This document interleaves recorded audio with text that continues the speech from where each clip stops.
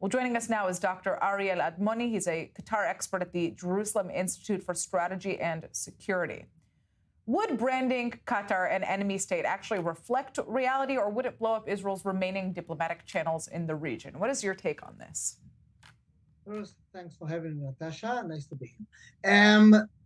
Yes, this description is correct in terms of Qatar, but it's need to be real. I mean, Israel addressed Qatar in a similar vocabulary for a long time, for the Israel Foreign Office a decade and a half ago already.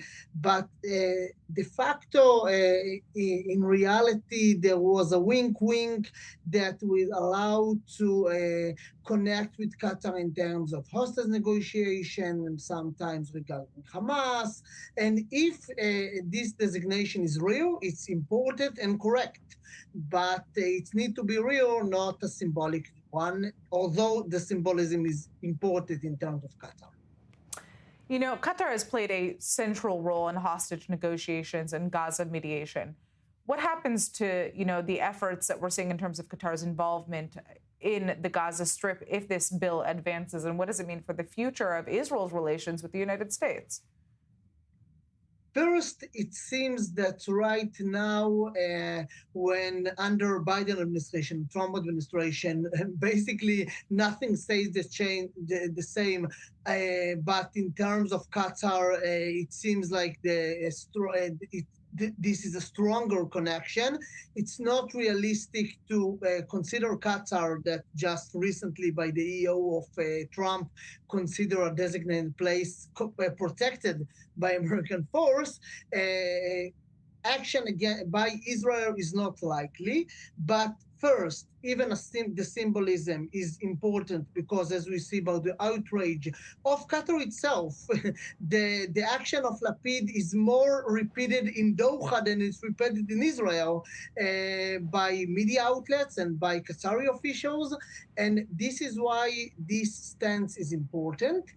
And if this kind of move will go forward, it means that Israel cannot longer rely on Qatar in terms of negotiation, that it's maybe problematic in the short term, but as we see with Qatari mediation, the destructive outcome on reliance on Qatar is very, very big. And this is why it will be productive for Israel in the long term. How is this being received politically in Israel right now? I think that right now, gladly may I add, Qatar perceived as a toxic politically, and this is why both sides of the alley can blame the other side in terms of connection with Qatar.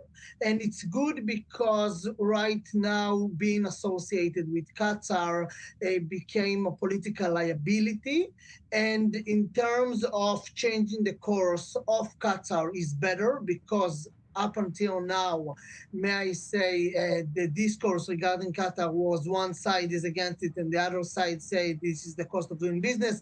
And every side actually, when he reach to power, say this is the reality. But right now, when Qatar perceived as the problem, there maybe can be a change. This is why Qatar, we can see it, try to convince journalists, Israeli journalists, and invited sometimes in Doha, as we said, during the war.